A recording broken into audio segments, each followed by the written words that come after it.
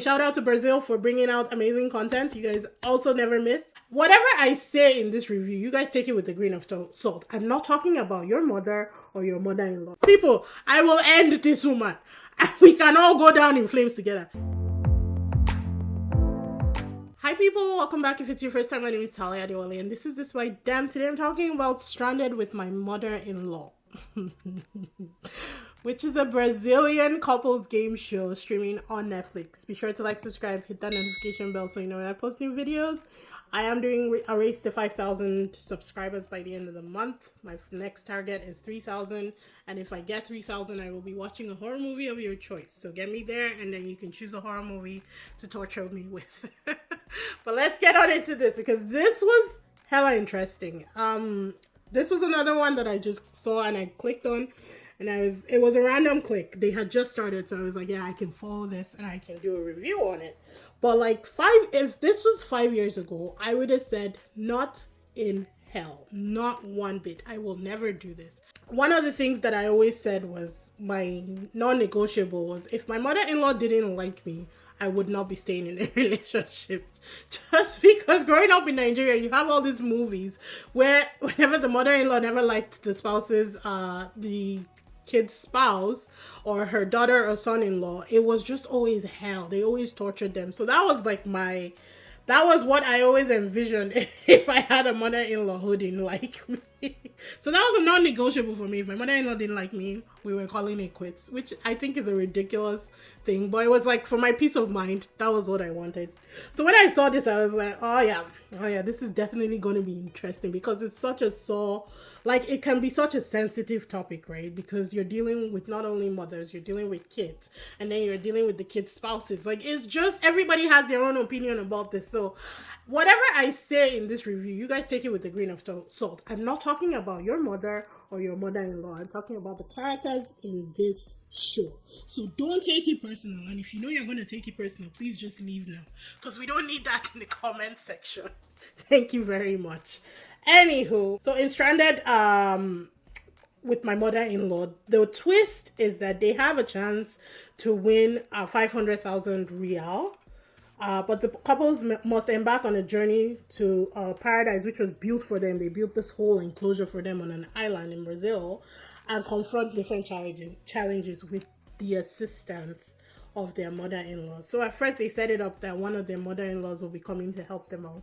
And then when they finished the first challenge, they told them to say goodbye. They didn't really specify. So a lot of them were saying goodbye to their mothers or mother-in-laws, right? And then the host said, no, you said goodbye to the wrong person. You're going to be saying goodbye to your kid. So the kid whose mom is there was going to leave their partner with their mother-in-laws. And you need to see the way people were breaking down. People were grown-ass men were crying at the concept of being left stranded on an island with their mother-in-laws. I was dying. I was laughing so hard.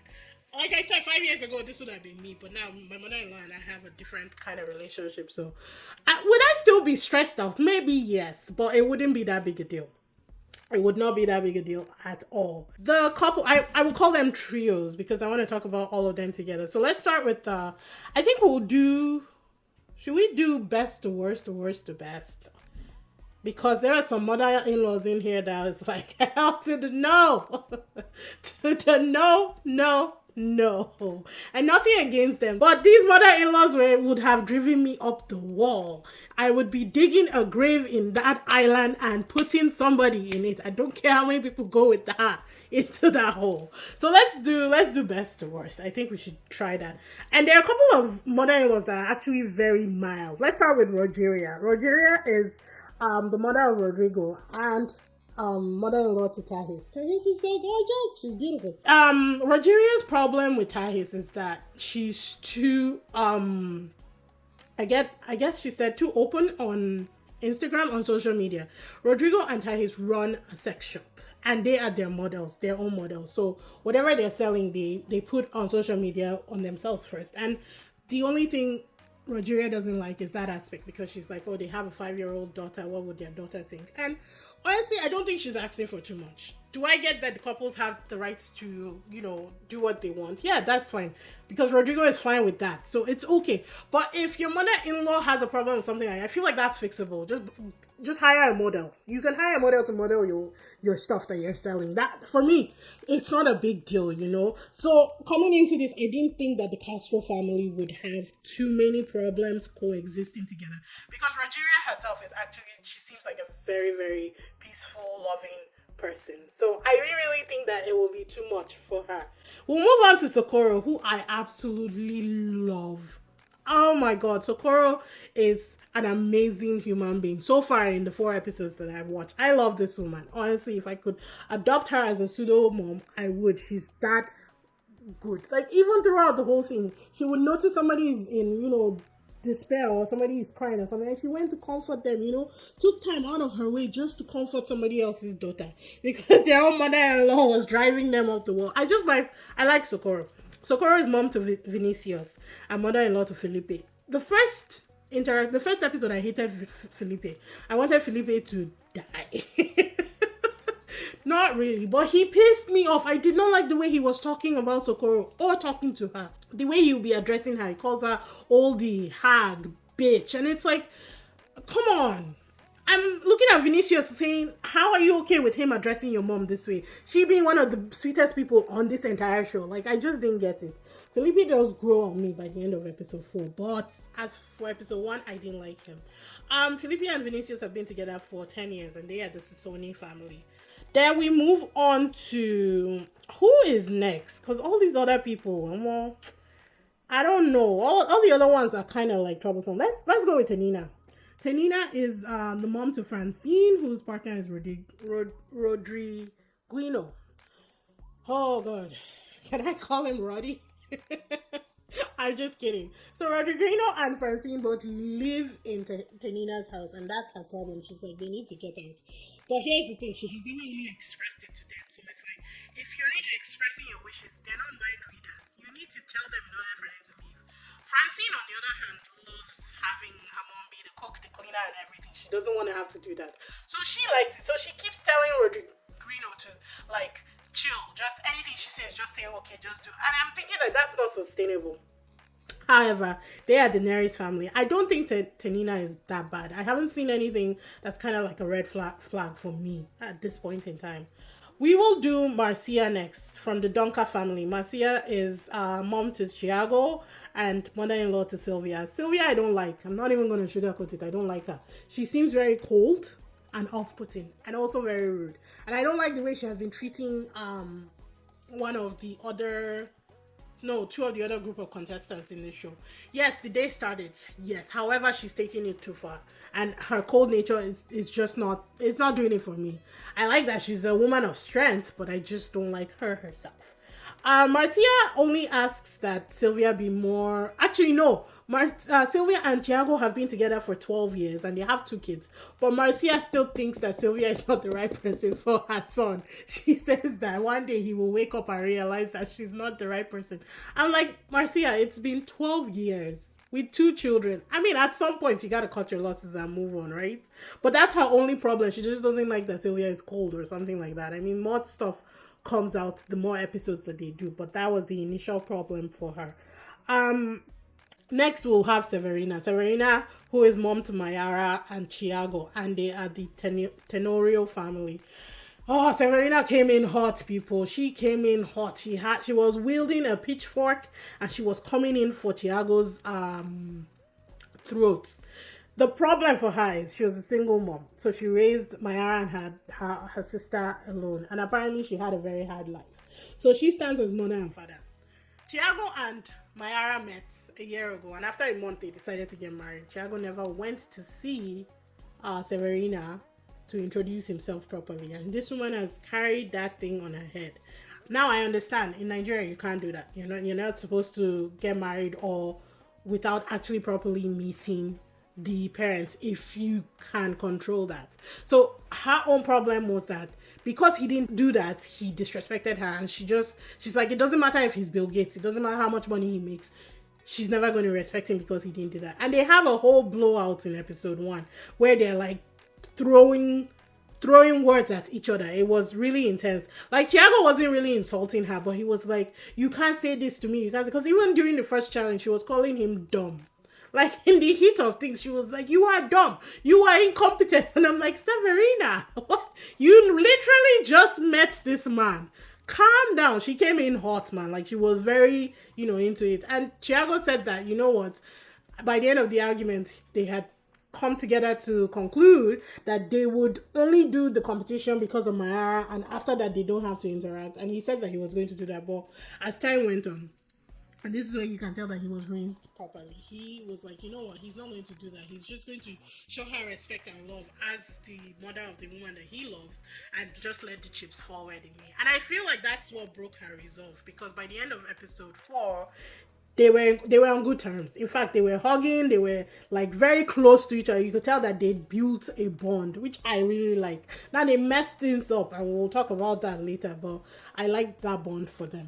And last but not least is Christina. If I had a mother-in-law like Christina, I would kill her. I'm not even lying.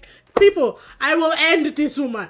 And we can all go down in flames together. Because I have never seen someone so difficult in my entire life. My God. Do I think that Anna is perfect? So Christina is, her son is Antonio. And Antonio is married to Anna, who is a social media influencer. Do I think that Anna is perfect? No, but Anna has the patience of a saint. Because I would have been on top this woman, kicking and beating her. And I would sign the divorce papers on my way out because I can't do it. Christina was god awful. And in the end, she ended up quitting without even consulting her daughter-in-law or her son, which killed their chances of winning 500,000 real. Like, it was just so horrible. And if you watch it, let me know. Am I being too harsh on Christina? And don't get me wrong, I get her reasons. She said that nobody will be ever good enough for her son.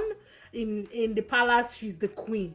This whole thing, something about a yerba bowl getting left on the sink and somebody complaining about it. Something about a toilet being made up for herself, Christina. Meanwhile, it was Anna that paid for it. Something about a house where she paid 20% and her son paid 80%, but the son did not tell his wife that her mom had stakes in the house. So when they finally got done with the arguments and when everything calmed down, we all determined that we deduced that Antonio was the main problem, and he was the one who created this whole strife between his mom and his wife. Because he'd lied to the wife, saying that he bought the apartment from the mom. Meanwhile, the mom had paid part of the down payment for that. The mom who got a divorce and had to strive, sell some stuff just to make up that 20%, was holding on to the fact that this is her house. Technically not, but you get what I mean.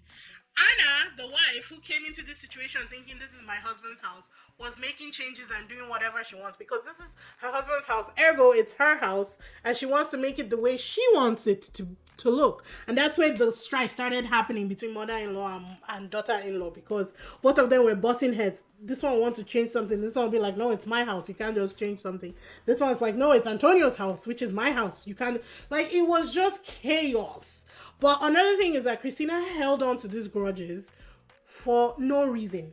There was this whole, what's it called, that they brought for them, this whole assignment that they had to do where they would put the moms in prison. And the daughter-in-laws or son-in-laws will write out a phrase or something that they wanted them to change. And that's how they will lock them into the prison using the bars. And Anna had said something about Christina being combative, I think, or something like that. And then Christina would not shut up. So Anna wrote down, you never shut up. And oh my God. The next thing, Christina said she was quitting. She called her son and said, I am bleeding. My blood is everywhere. I'm like, kill her. Just kill her. It was a lot. Anna felt horrible. Anna didn't sleep. She was crying all night. She was like, she felt horrible because of the way she expressed it. Like, she didn't mean to be rude to say her mother-in-law never shut up. But the woman never shuts up. It was crazy. Honestly, I think Antonio was the main problem in this whole thing. I don't know how that whole marriage will end up. To be honest, like, if if anything can break a marriage, it will be this entire game show, because it is intense. So let's circle back to Severina and Thiago and the strategy that I alluded to in the beginning, where they decided that because they told everybody that they didn't get along. Everybody saw that they didn't get along. But by the end of day 2, I think, or he said day 4, because the timeline isn't really like sequential in the show. But he said by the end of one of the days, they'd squashed their beef. They were very much bonded. But they had contrived this whole scenario where they would keep lying that they don't get along, so that it confuses the other players and it keeps them guessing. While himself, Thiago, and Severina keep climbing and winning. And then Homeboy stupidly, in my opinion, went and told Tahis about the plan. And I'm like, why would you tell anybody about this?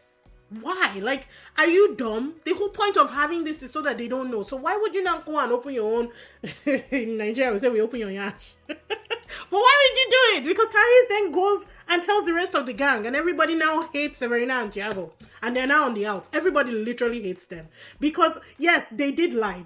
They pretended to be at each other's throats just so that they can confuse the camp, which for me was a stupid call in the end, because the whole point of the game is not for you to keep fighting with your this thing just to win it. It's development. And the more developed you are, it does help you win points in the end. So people were just pissed off at them, and now I think they're the hated people in the camp. Also, their fake fight was stressing out their daughter, who was in some bunker somewhere. So when they took all the children away, they told the players that they were leaving the game, but they circled back and put them in this bunker where they all live together there, and they watch the events that's going on at the main camp with their parents and their spouses. So Maya is seen on the screen. You guys go at each other's throats. She's crying and losing her mind, saying that she doesn't have a family anymore, while you guys are here strategizing stupid plans and then telling people about the stupid strategies, which makes people hate you even more. I didn't understand Thiago's plan, honestly, with revealing that strategy to the rest of the gang. It was stupid for me, but I don't know. We'll see how that plays out. I really do think that everybody hates them now, but it's gonna be fun. I'm enjoying this. I'm liking the games. There's no elimination, so you rack up points in order to win the money in the end.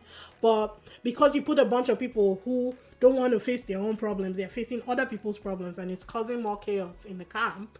And so that's where the drama is coming up. It's like, I don't have time to deal with my own mother-in-law, but you I have time for, that kind of scenario. So let me know if you guys are watching. Comment in the comment section. Let me know what you like. Let me know who you like among the team of mother-in-laws and, I guess, sons and daughter-in-laws. My favorite mother-in-law right now is Socorro.